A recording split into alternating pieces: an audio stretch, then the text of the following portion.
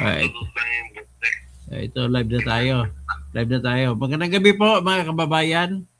Magbibigyan ako sa inyo ng general overview kung paano nangyari kanina at magbibigay din tayo ng mga advancer para bukas at sa sunod na linggo kung ano mangyayari. At magbibigay tayo ng assessment natin kung nasaan na ba ang takbo nitong ating impeachment na trial laban kay Sara Duterte. Mukhang mamaya ipaliwanag ko, dumating na si tinatag na plateau. Wala, hindi na akyat at wala nang idadagdag pang ebidensya ng mga impeachment team. Nung naalala mo nyo ba, nung nag-umpisa pa lang, ang yabang-yabang nila kesyo marami kami pasabog. Ang problema sila, pag nakikita mo mga mukha nila, Torn, nakita mo mukha na pare-pare parang nalulungkot. Napansin mo ba yung mga mukha na? lahat sila nakita ko, ang mukha nila parang malungkot sila lahat. hindi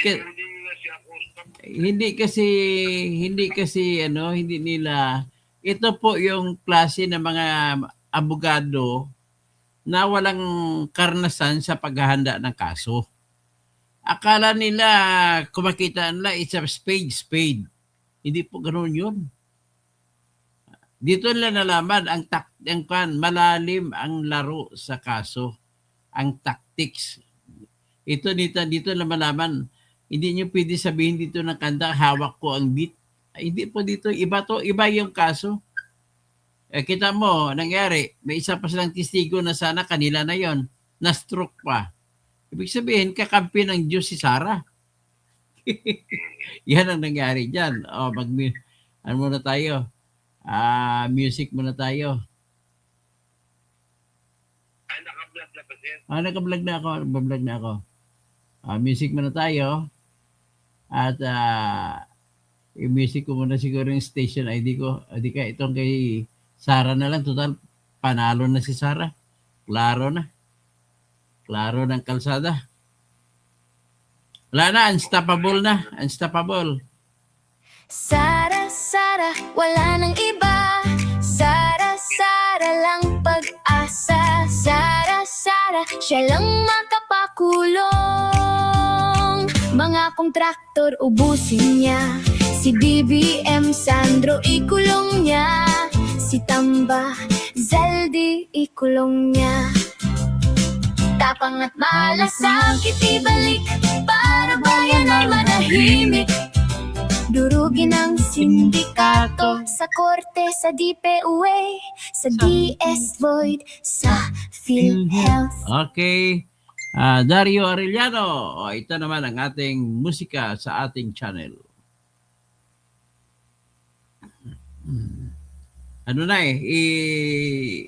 Exciting na tabi, klaro na ang kalsada. Dati, nanghula lamang tayo kung anong mangyayari. Pero sa ngayon po, nakikita natin ang kalsada. Ano na ito? Kumbaga, malayo pang finish line, pero alam na. Sa Pilipinas, kilala ang tindi. Hindi kayang bayanin man ang kanyang prinsipyo. Kapag may inapi, siya ang nariyan. Kapag may bayaran, siya ang hadlang. Hindi siya tiklop sa pananakot ng iilan. Hindi siya alila ng sino mang mayaman. Kung ang kapangyarihan nila ay inaabuso, hinahawi niya yan mano-mano. Kapag ang taong bayan ang nasasakal, siya ang unang sumusugot, tumatagal. Hindi perang sukatan ng halaga, kundi kung sino ang lumalaban para sa masa. Totoo kasing Like. Share. Kakapi ng naaapi, kalaban ng sakim na mandarambong. Totoo kasing tirador, hindi kayang bilhin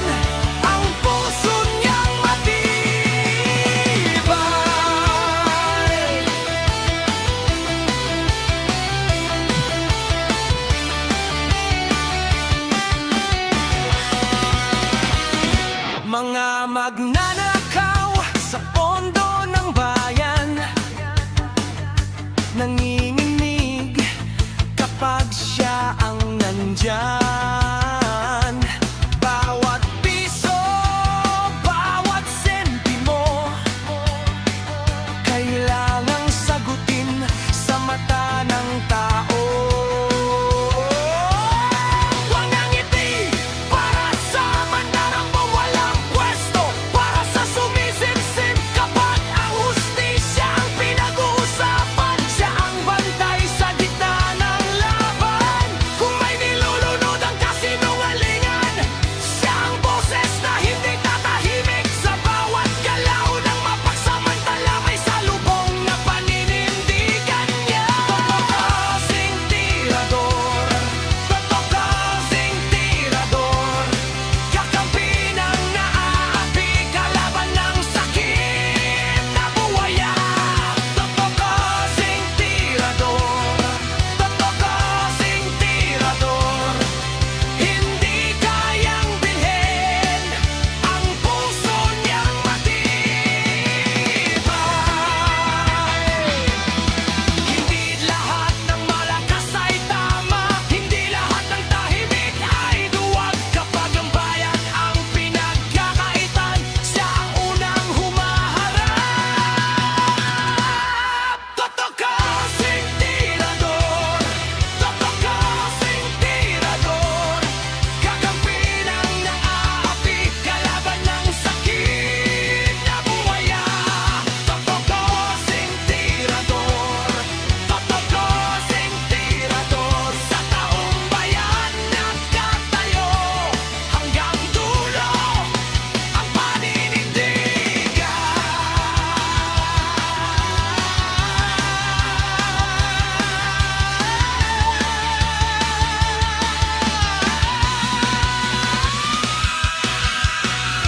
Okay, okay, ladies and gentlemen.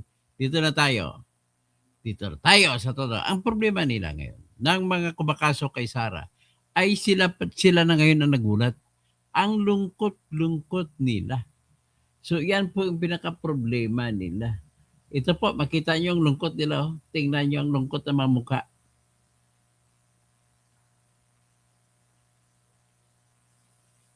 Ito, lungkot. Ang lungkot nila. Ito. Tingnan nyo maigi. Ang lungkot-lungkot ng... Oh. Ayan, puro mga congressmen, no, na mga abogado. Si Ridon, si Cookie, si Dilema, sino pa isa to? Abogado nila, abogado rin. Kasama abogado si Luistro, parang umiyak-iyak ko. Tapos si Chua, anak ng Tats. Paano ngayon yan? Paano kayo asinson yan? Puro lang kayo kwento. Wala nang kwenta. Joselito, sumaliling. Maayong gabi, Atty. Toto Kosing. Kakawa si Atty. Ligutan, nag-realize at fake news. Daog na ta. Mga supporters ni Duterte, God bless us all. Tama, Bienvenido Riquetillo. Maayong gabi. Okay.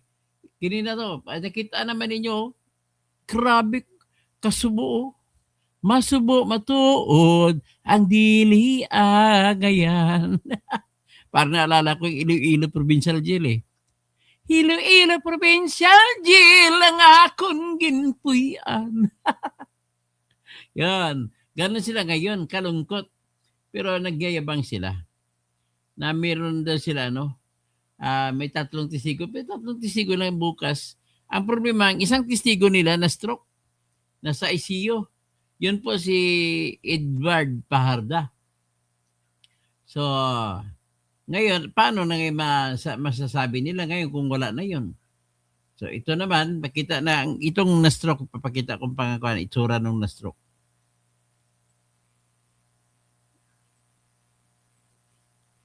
Yan. Yan ang na-stroke ngayon, lalaking yan, si Edward Paharda na gihunghungan. Ibig sabihin ng bulong, hunghong ni Sara Duterte. Yan. Na-stroke, nasa ospital siya ngayon. Pagdasal natin na makalampas siya, pero problema, na-stroke. Malamang natakot din siguro kung magtitestigo. So, ngayon, kanina po, summarizing it, walang nakuha, paikot-ikot na lahat ang tanong ni Ligutan. Puro lang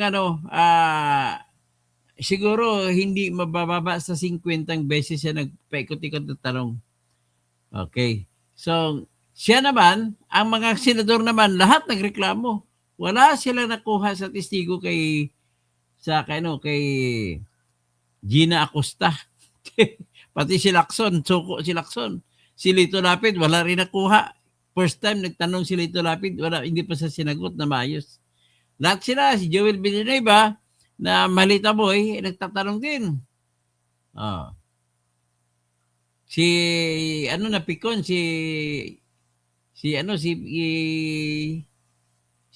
Erwin Tulfo. Tinawag niya na the blind loyalty. Pakinggan niyo, tingnan niyo yung pagkapikon niya.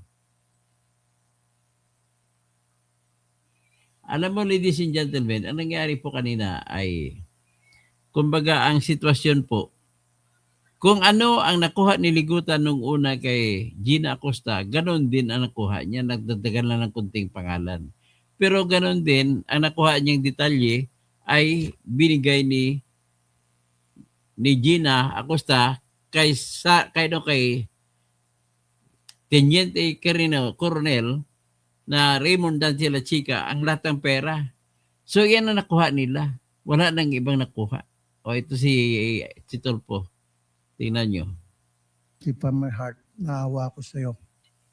Kunwari pa naawa. Madam, seriously from my heart, naawa ko sa iyo.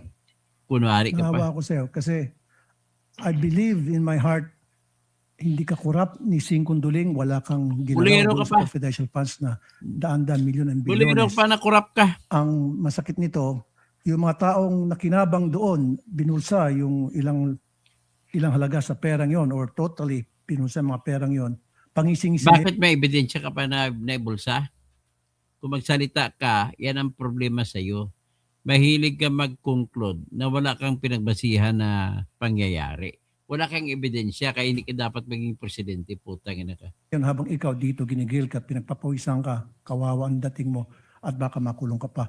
My heart goes to you. Maraming salamat. Kunwari pa. Madam, seriously from my heart, naawa ako sa iyo.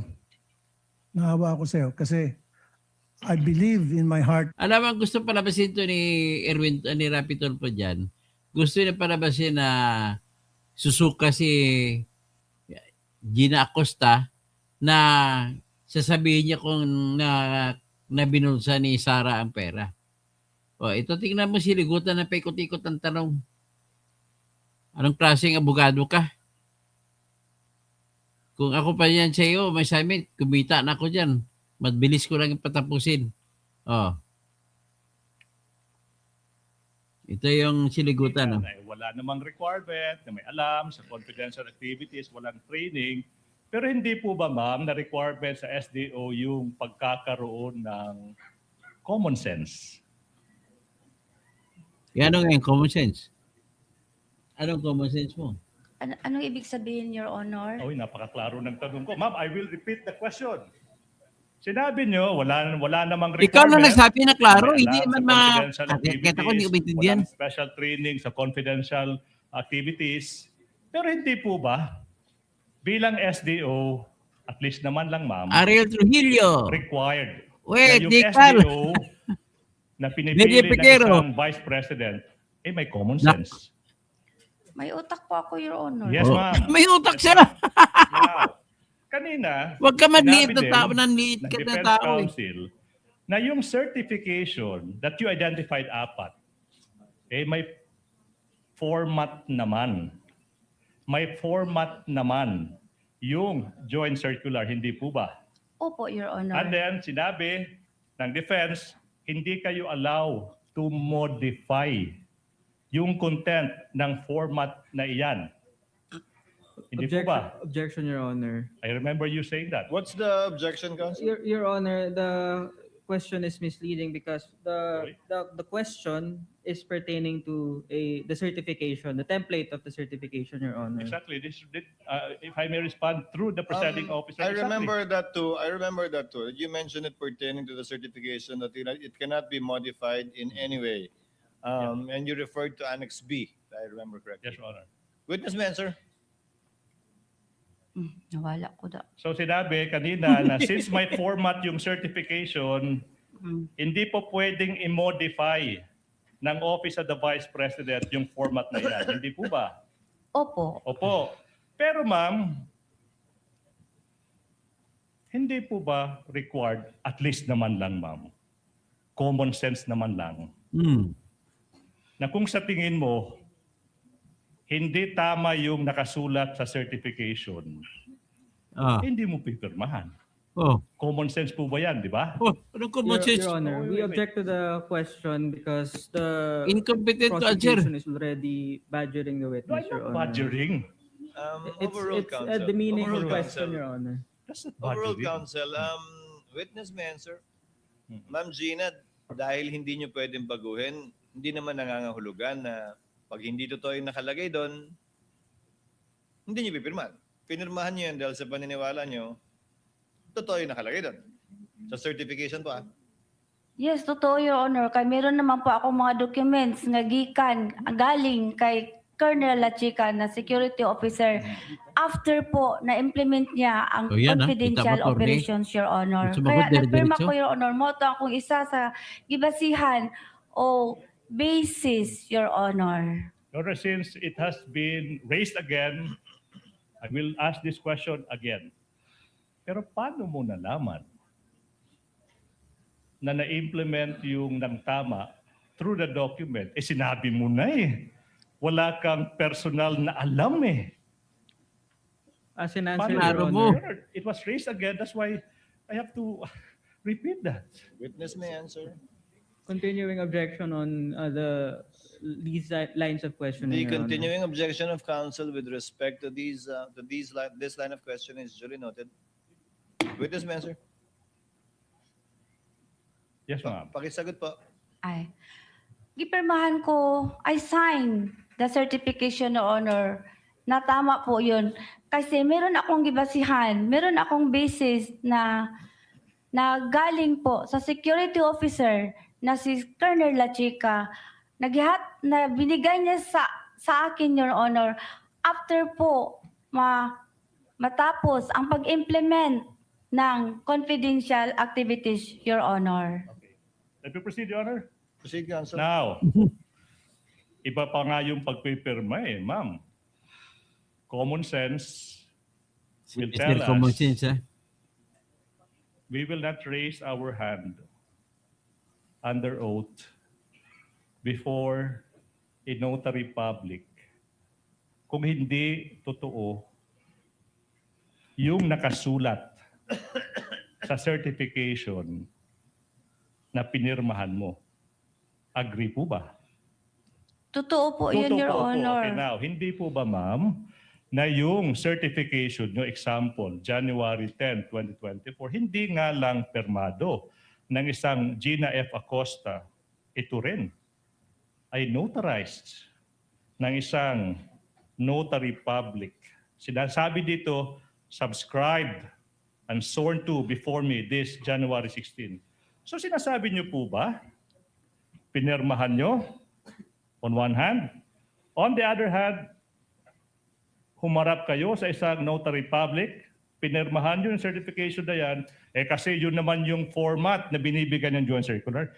Is that what you're telling the public, ma'am? Argumentative No, no. and misleading, Your Honor. There's basis to that question, Your Honor. Sustain, counsel. It's misleading. Okay, now I will move on, Your Honor. Sustained. Sinasabi Bigutan. mo na ikaw ay isang accountable officer, hindi po ba? Opo, Your Honor. Now, within the four corners of the joint circular, si Colonel La Chica ba, as a security officer, isang accountable officer? Argumentative, Your Honor, and ask Witness and will answer. answer. Witness will answer. It's a valid point. Dili siya accountable, Your Honor, pero siya ang gihatagan o gihatagan siya ni Vice President Sara Duterte as security officer, Your Honor, na siya ang mag-implement sa mga confidential activities sa grounds, Your Honor. Pero ako paghihapon ang accountable officer, Your Honor. All right. On this point, counsel, Ma'am, may dokumento po ba kayo na nagpapakita na in-appoint ni Vice President Duterte si Colonel Lachica bilang security officer at na siya ang mag-i-implement ng confidential fund? O Meron- verbal lang po yun? Meron pong black and white papel po, Your Honor. May na- office order po? Yes, office, Your Honor. Tama po, Your Honor. May Sorry kopya po. po ba kayo nun? Wala akong kopya, Honor, pero sa office meron. Okay. Okay, Counsel, let me your proceed. witness. So, between you and Colonel Lachica, ma'am, ikaw yung bonded. Ikaw yung may fidelity bond. Si Colonel Lachica, wala. Di po ba? Opo, Your And Honor. then sa mga dokumentong sinubitin nyo sa COA, ikaw yung nakikitang nag-disburse ng confidential funds. Hindi po ba? I-disburse ko po sa security officer na si Colonel Lachica, Your Honor. Let me guess, kasi siya yung appointed as security officer ng opisina nyo. Hindi po ba? Siya po ang i-appoint, Your Si ma'am, I Honor. memorized your answer na. Now, Move to strike, Your Honor. Impertinent. that's a manifestation, Your Honor. The council can make a counter manifestation. Leave it. Let it be on the record. Now, Colonel Lachica is not bonded. As an answered, Your Honor. Okay. Hindi po ba, or better yet, alam niyo po ba, Miss Gina Acosta, na ikaw yung maaring makulong Oo. kapag napatunayan sa isang Kung criminal napatunayan. court, yung crime, for example, ng plunder. Alam niyo yung gravity ng isang kaso for plunder? As an answered, Your Honor, not and yet. the prosecution is badgering the There witness, was no Your Honor. Your Honor, I am testing the credibility of this witness. Overruled, Correct. counsel. Overruled, Overruled. counsel. If Oh. the witness knows, she's not a lawyer and Oh. her background is customs administration. If she knows, alam niyo po ba yung sagot sa tanong ng abogado, Ms. Gina? Di ko alam ang Okay, hindi mo ibig alam. sabihin yun, Your Honor. Hindi nyo alam, ma'am, na between you and Colonel Lachica, kasi Colonel Lachica ay wala namang track, walang trace sa mga dokumento. So, ibig sabihin, okay, tama na yan. At least nakita na natin yung kahinaan ng bit-bit ng prosecution. Nakita natin, malungkot sila lahat. Tapos, ito naman, may report naman na si Edward Paharda na testigo nila ay hindi na makadalo dahil po ito po na report na nagka-stroke. So paano pa ngayon kung wala sila isang testigo pa? Kasi they were hoping that through Gina Acosta makukuha ng informasyon na magsasabi na inuwi na binulsa ni Sara ang pera. O ito si Edward, also referred to as Edwin in some early reports, Paharda, a former Department of Education Special Disbursing Officer, reportedly suffered a stroke and was temporarily in the ICU. Actually, inanunsyo to kanina ni Kwan. Sumulat po ang doktor ni Mr. Paharda kay Chis Escudero. At humingi na hindi siya muna titistigo kasi nasa ICU siya. Alam mo na pag ICU, intensive care unit, medyo delikado ang sakit, ibig sabihin. So, yun pang iba. Ano pang ibang makikita natin dito na ito,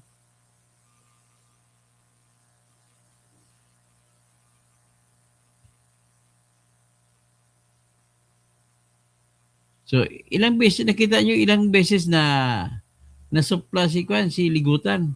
At napansin nyo ba si Ligutan ay ay naka-lipstick at ito ata yung sinabi niya.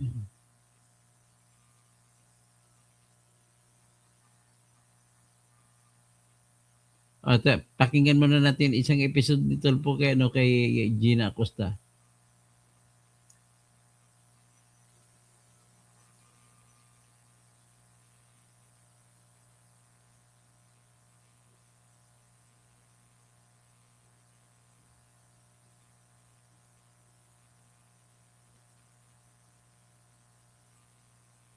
Dali.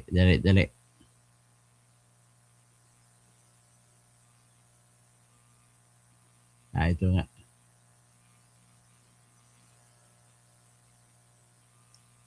Pakinggan natin may si Tulfo.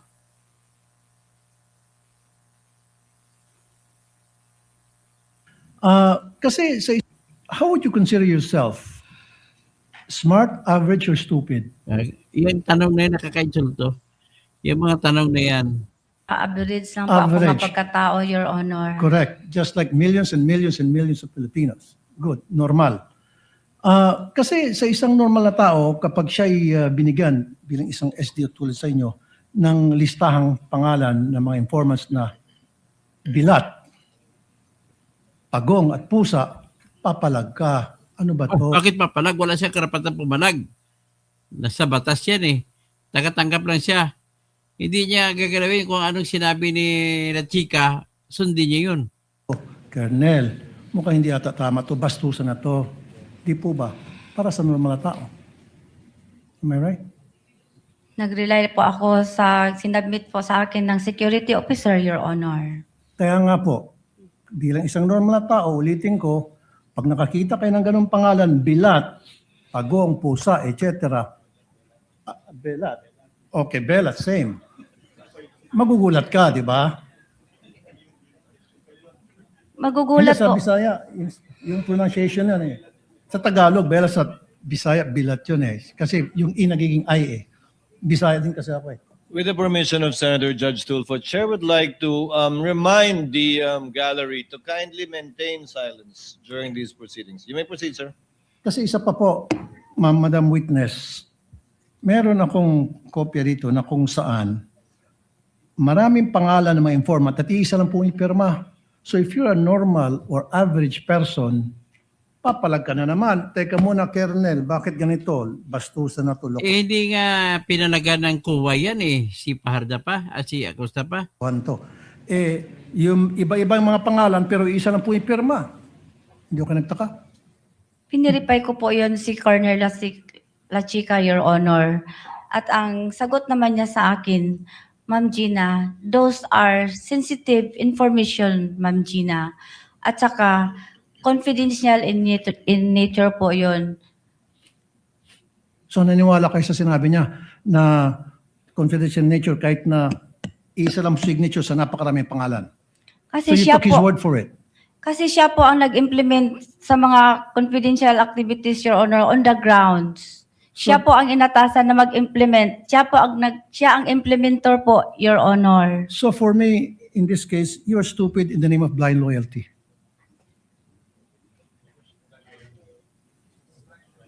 Hindi ano Po ngayon. yun? Naging stupido kayo sa ngalan ng isang tinatawag na blind loyalty. Wow. Napakikita kung ano yung sinasabi sa iyo ng nakakataas, sinusunod mo na lang. Stupido ka pa rin, pero in the name of blind loyalty. Would you agree? Dili ko maintindihan.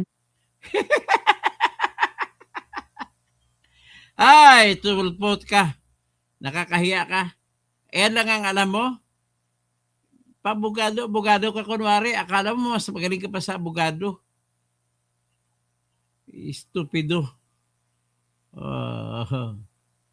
Kala nyo magaling kayo. Yan. Pakinggan naman natin itong reaction na bakit attorney, nakita ko mga mukha ng prosecution, mga malulungkot sila lahat. Ano kayong dahilan bakit malungkot sila? Ibig sabihin po, yung ekspektasyon na hindi nangyari. Ibig sabihin, talo sila kanina. Yan, pakinggan natin si Chua.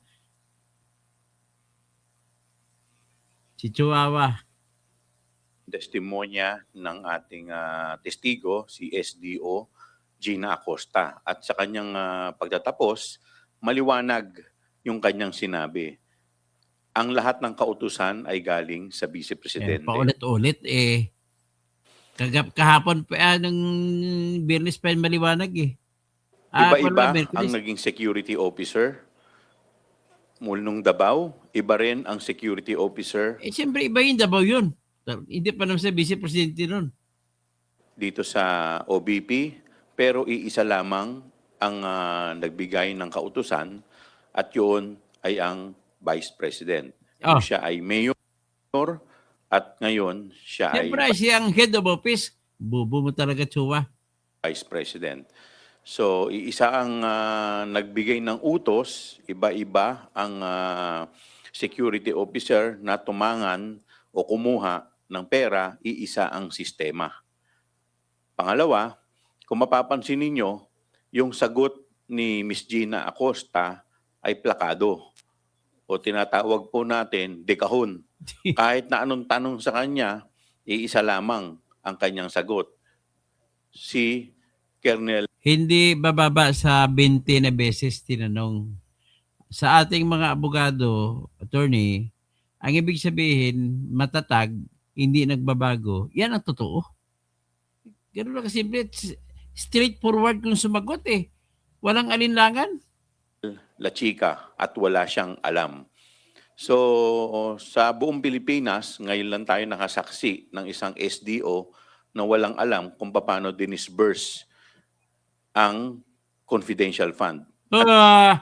Magtanong ka kung ibang SDO dyan kung alam nila pag-disburse. Hanggang doon na sila pagbigay sa confidential officers, information officers. Bubo talaga kayo. Ang gusto kasi nila ipapaniwala sa tao na lahat ng mga sekreto ay dapat binubunyag yan. Mali yan. Bubo. Hindi basta Hindi nga, kaibigan ko nga si Rick Sigreto eh. Hindi nga nagsisikreto eh. basta ito confidential fund. Dahil ang pinag-uusapan natin dito ay kalahating bilyong confidential fund sa OBP at kanina sinabi rin niya sa Davao kung saan napakalaki, halos 2 bilyon ang confidential fund ng Davao nung ating Vice Presidente ay mayor. So, maliwanag na ang naging SDO ng ating Vice Presidente ay isang sunod-sunuran at maliwanag din na marami ang mga nalabag na nakasaad sa joint circular. Maraming salamat po. Paniwala mo lang yan. Alright, so simulan natin ang ating mga pagtanggap sa mga katanungan. Unahin natin si Ann.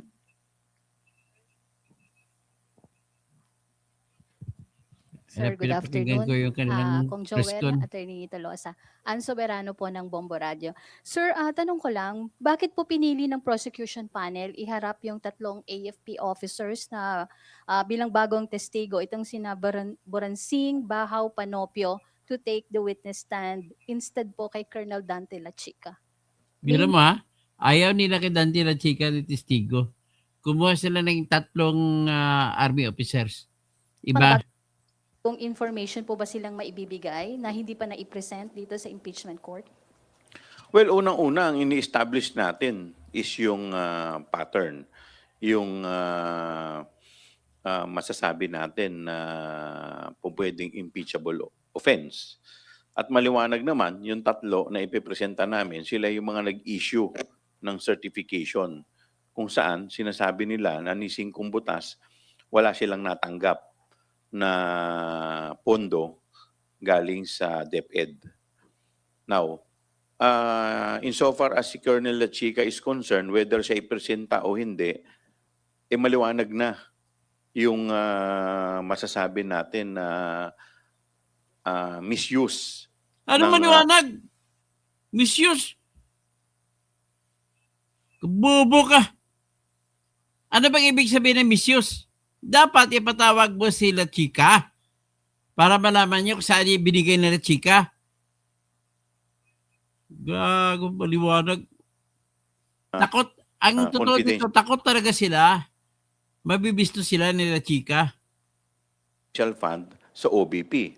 Dahil unang-una, hindi naman siya authorized para tumanggap. Hindi siya authorized mag-disburse.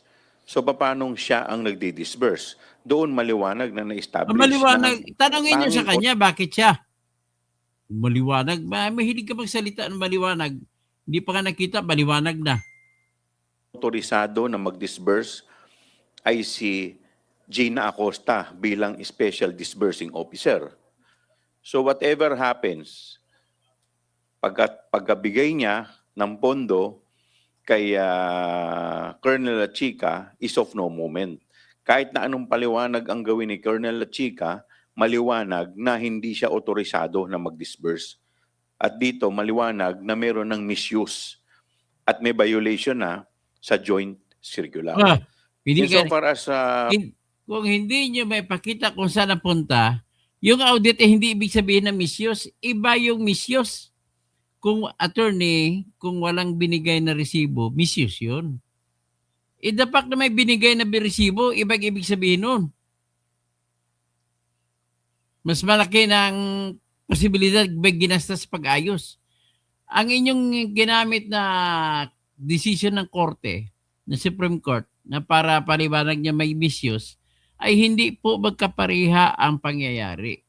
Yung Antonio Mendoza versus People, si Antonio Mendoza na acting mayor ng Caloocan noon, ay nagkaroon siya ng misuse kasi kahit isang resibo, attorney, walang binigay. Iba yun. pag-uupo na testigo ni Colonel Lachica, yun ay hindi pa nadidesisyonan ng Bakit hirap kayo mag-decision? prosecution at ifa-finalize pa namin kung ano ang magiging laman ng mga testigo na ihahanay namin. Hindi nyo mahanay kasi una-una hindi nyo alam kung ano ang alam ni La Chica. Kaya hindi nyo pwede pangunahan nyo kung ano ang isasabihin niya. Ang katotohanan dyan, naninimbang kayo kasi hindi nyo alam kung ano sabihin. Baka bumirang at baliktad kayo lahat. Ganon lang ho kasimple yan. Elijah Socorro, Tamsak. Tapos si Gary Barkayan. Tekla, bakit mo pa tinawag na confidential kung ibulgar mo? Tama, hindi mo dapat ibulgar kasi confidential nga eh. Kaya miski, isa pa tong chihuahua na to. Chrissy Brook. Dr. Toto, why did the prosecutor allow Rapid? Si Rapid kasi senador siya eh. Siya mag-judge, wala sila magagawa doon. Tikla, desperado. Desperado na nga talaga. Kita mga mukha nila, mga malulungkot. Dennis Velasco. Sabi ng biyanan ko na retired judge, bullshit question, baloney question. Crazy Brook. Tolpo, so stupid. It shows only that he is not educated at all. Wala naman edukasyon yan. Pinikit ng diploma nila. Primo Junior DA. Anong wagi? Baka, sabi, hindi siya conforme sa analysis ko. Bawa lang, ikita mo na nga sila na problema na sila, pabalik-balik. Tanong, talasan mo nga ang utak mo, Primo Junior, DA. Talasan mo ba ang utak mo? At huwag ka magiging bias. Busy-bis. Sa bastusan, winner talaga yun si Tolpo. Si Emma Serafin. So, walang ebidensya ang prosecution. Kasi una-una, bakit ayaw nila ilabas si Kwan? Bakit ayaw nila ipatawag si Colonel Raymond Dante Lachica? Kung hawak nyo ang beat. Si Engineer Ian Ortega de la Cruz, wala kasi sila makuhang link o may patunay na gusto na magpalabasin. Ang totoo dyan, nag-crumble na sila. Hindi nila akalain na ganun para masalubong nila. Akala nila hawak lang mga ebidensya. At naalala mo ba yung attorney na nagyebang pa sila? May mga dala-dala pa sila, bumibili pa sila ng piatos. Oh. Magkita-kita, kain-kain ng merinda ng piatos. Yung ganun pang-insulto nila. Convicted kidnapper, walang delikadesa, patistuguhin pa nila. O baka ko, si Marilyn Madriaga, patawag nyo. Tikla, until now, wala tayong nakikita kahit anong ebidensya. O wala ka, hanggang na, ngayon, wala ko nakita yung ebidensya rin. Tapos si BCBs, impact ang kidnapper, Francine P. BCBs, good evening, Dr. Toto, Benvenido Requitilio, Boss Toto, ano ang badgering? Badgering, inaano mo yung testigo. Kung minsan may style kasi ng mga abogado ng iba dyan eh. Para yung testigo, mapasuko mo. At inano mo. Yung iba na pananakot, ito, parang pananakot din yun. Emma Siran, wag na nating iboto sa Tolpos 2028. Arito Hilio, tikal. O silang tikal, hindi ako. Virgie Piquero, ulit, Tekla, Bernard Magtibay, sa San Joaquin, Iloilo, Arley, mapupuno sa kanila ang detention cell na pinagawa ni BBM. Bernard Magtibay, pinagtulungan po ng mga majority senator si testigo. Isa lang minority doon ng mga nag-andun, si Aimee lang eh. Si Mayong Gabi, Atty. Toto kasing kakawa si Atty. Ligutan, nag-rely pa ng fake news. Titingnan natin. May tanong ako sa inyo, ano sa tingin niyo si Atty. Ligutan? Bakla ba o hindi? Bakit may lipstick? Naka-lipstick eh. Jerry Gabriel, Toto kaya natin. Malita, ilan na malita natatanggap nila?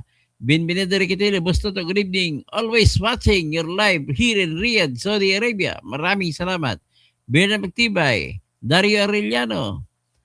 Yan nakita nyo na kung ano ang nangyari. Hanggang ngayon, hanggang yabang lang pala sila. Glenn Mark. So, aristocracy. Mga pinagsasabi ni Rapi Tulfo. Tingnan natin muna sandali ito si ano ha. Sino ba ito? Si Eladio Socorro. Wala na tayo dyan. Hindi na natin pakinggan si Kwan. Si Chihuahua. Wala nang Ito hindi kasi hindi na nila inasahan? dahil nagkaroon ng sinasabi nating medical condition yung susunod namin na testigo, which is supposedly ang naka-line up ay si Edward Farda. So balit kanina nagsabi ang ating presiding officer na sumulat at nagbigay ng medical record ang testigo kung saan siya ay nag-suffer ng stroke. Kaya with that, nag-iba yung linya ng ating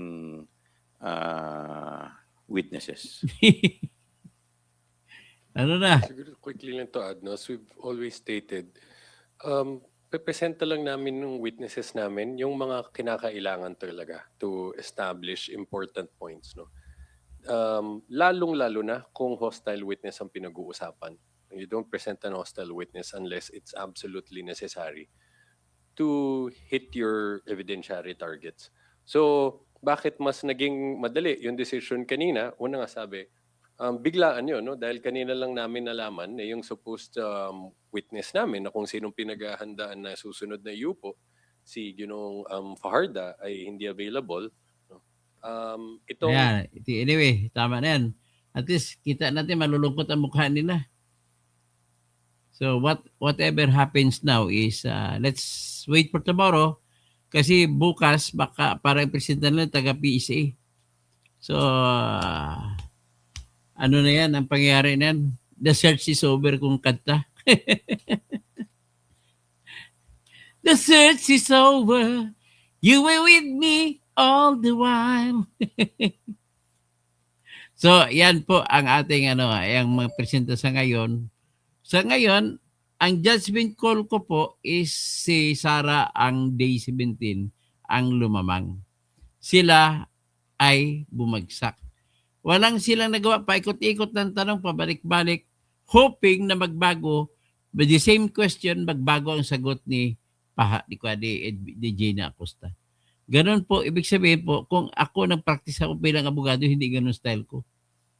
I have to plan another thing. Bakit unang-una to begin with, bakit kayo kumaso? Kung kulang-kulang pala ebidensya ninyo, ang testigo niyo hindi sigurado. Okay? Hanggang dyan lang muna po. Magandang gabi po sa lahat. Paki-like, paki-share, paki-comment din para magandang dating. Pagkatapos, paki-subscribe. Yung iba hindi pa nakasubscribe. Kasi nagsisialisan ng mga ibang mga subscribers ko eh. Dami na parang akala ko si Christian lang ang naka-experience niyan. Ako, nagsisialisan din. So anyway, ako lang naman ay humingi sa inyong pabor. Kung hindi pa kayo naka-like, mag-like kayo, mag-subscribe, mag-share, tapos kahit hanggang dyan na lang. At lagi nyo lalahanin na ang Pilipinas ay hindi magwawagi kung hindi tayo kung hindi tayo lalaban. Kung aayaw tayo sa ating laban. At before I close this, I just want to inform you, this is a serious matter. ang kinabukasan ng bansa natin sa ngayon, wala ako nakikita na meron tayong kinabukasan na darating na maganda. Kung ganun pa rin, magpapatuloy itong sistema, halal tayo sa 2028, halal tayo mga senador, mayor, presidente, iba pang opisyal, gobernador. Tapos ulit-ulit, may magnanakaw na naman ulit, imbestiga na naman ulit. Pataas ng pataas pong utang natin, attorney. Ngayon, tumaas po, attorney, ang budget sa next year, 7.2 trillion. Anong dahilan? Bakit po? Kasi tumaas po sa 2.2 trillion ang babayaran na utang. Dati, panahon ni Duterte, mahigit lang kunti, 1 trillion ang binabayaran kada taon. Ngayon, mahigit 2 trillion. Ilang taon lang lumipas. Grabe. So, ngayon, lumalamon po nasa 7 divided by 3. 6 divided by 3 is 2. 1 divided by 3 is 0.33. 2.33, 30+% ng budget natin na pupunta sa bayad sa utang at bayad po sa interest na inuutang ng ating pamahalaan. Ngayon, ang kinatatakutan ko, attorney, ito. Ang kwenta nila na magkaroon ng budget na ganon ay nakabase sa estimate nila na sa kinikita ng negosyo na buwis mula sa negosyo at customs.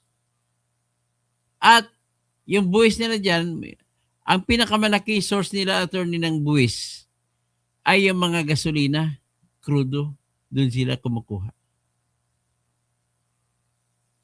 Yan ang pang-araw-araw na ginagamit nila. So ngayon, attorney, kung magkagulo-gulo na tumataas yung mga presyo, hihina ang negosyo, makukuha ba nila ang tinatarget nila na income? 7.2 trillion. Ngayon, magbabayad sila, attorney, sa next year, a total of 2.3 trillion sa pagbayad sa utang na kasalukuyan at saka interest, principal saka interest. Ang principal niya, mas mababa sa 1 trillion. Ang pinakamalaki ay ang pagbayad ng interest. So ngayon, kung hindi po nila, attorney, kung hindi nila mahabol sa target nila na project na 7.2 trillion lahat, kung kulang kinikita na, another utang na naman. So, lalaki, wala tayong patunguhan mula sa panahon ni Gloria, kay Noynoy, umangat ng konti. Pagdating kay Duterte, dahil sa COVID, umangat. Ito, walang COVID, umangat. Natalo pang inutang ni Duterte. So, kung presidente ni si Sara, panay utang na tayo lahat.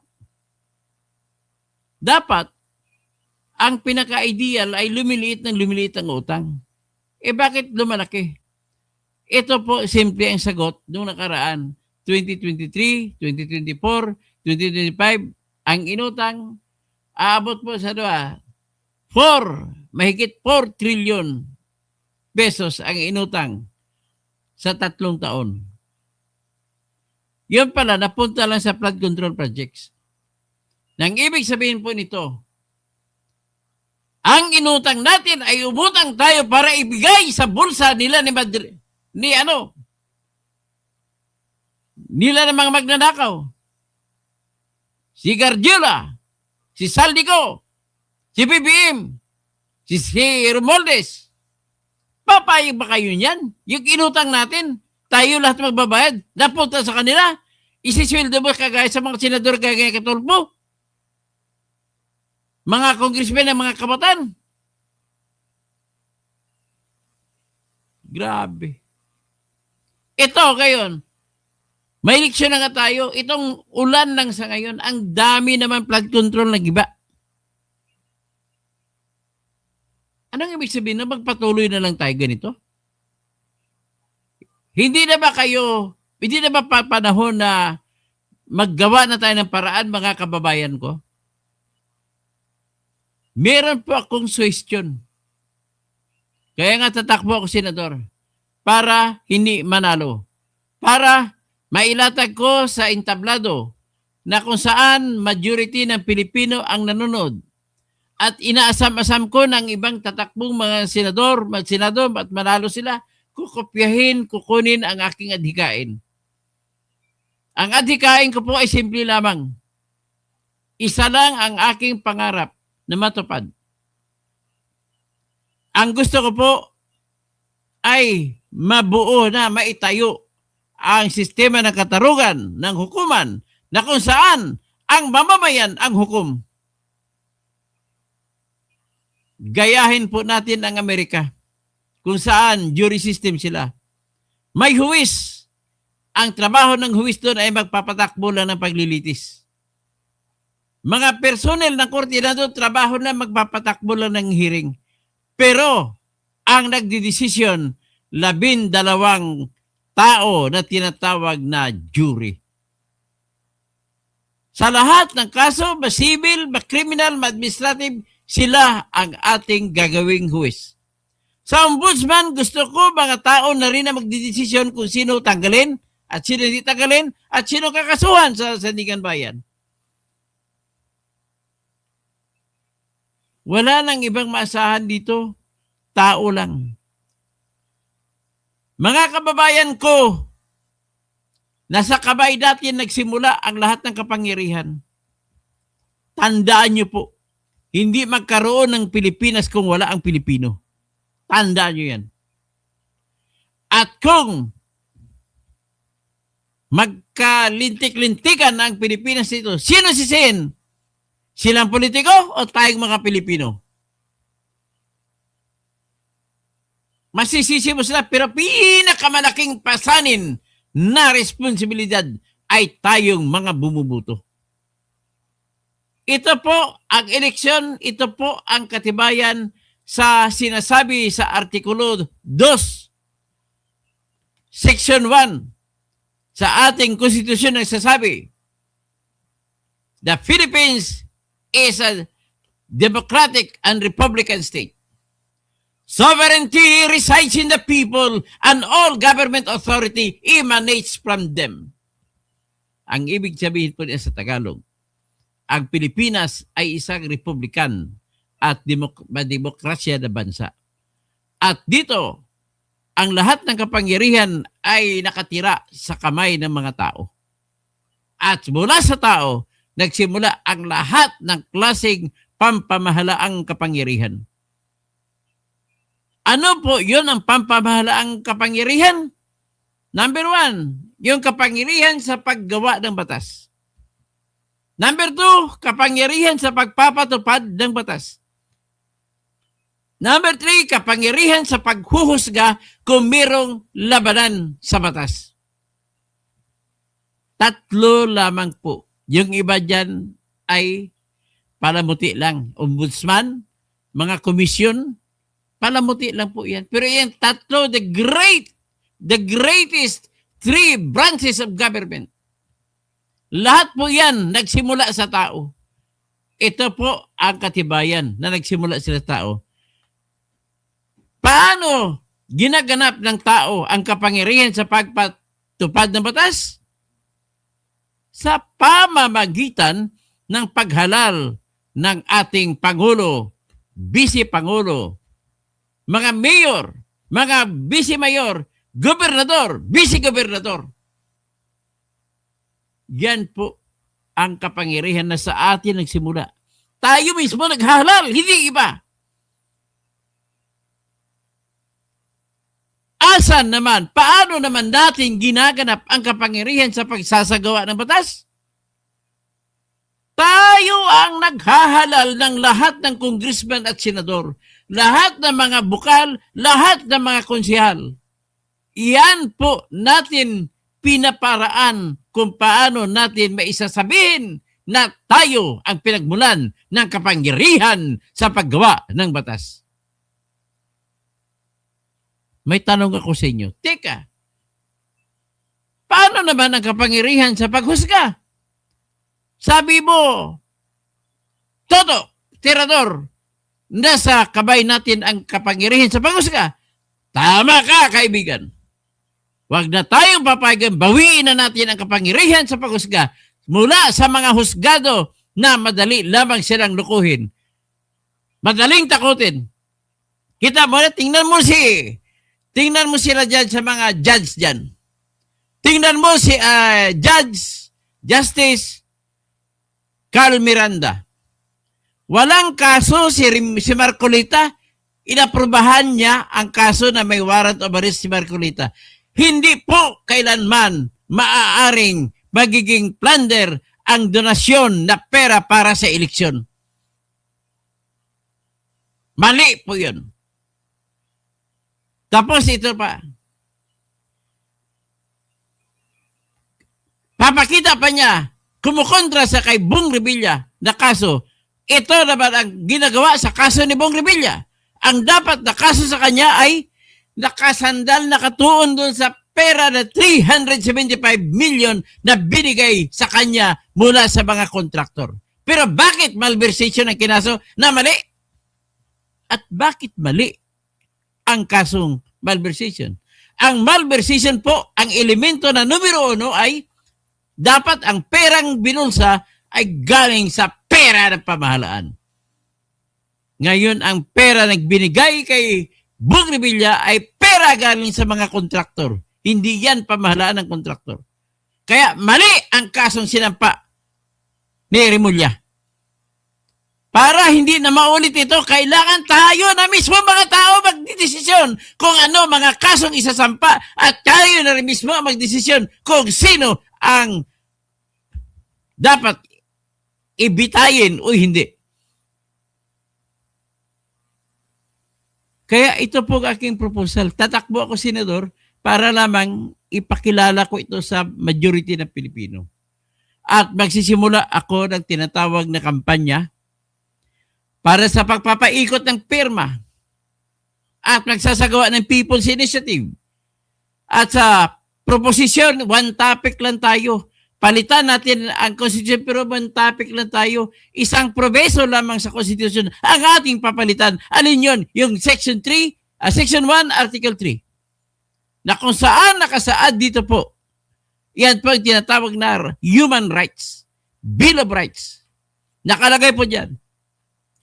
No person shall be deprived of life, liberty, or property without due process of law, nor any person shall be denied the equal protection of the laws. Yan po ang panimula na seksyon sa Article 3 at sakop na yan ang lahat ng karapatang pantao.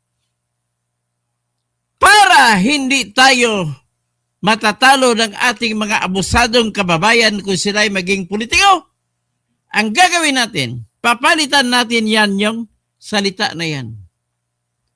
Gagawin natin, magpapirma tayo at magkaroon ng tinatawag na plebisito at papalitan natin yan at ang magiging kapalit yan ay ganito papasahin.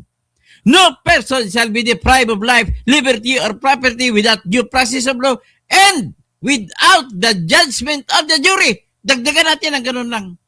Without the judgment of the jury. 5 salita lang idadagdag natin. Isingit lang. Para tao na magdesisyon sa lahat ng klaseng labanan sa korte. So, hindi na nila maagaw mula sa atin ang kapangyarihan ng paghusga. Tayo ang may-ari ng kapangyarihan na yan.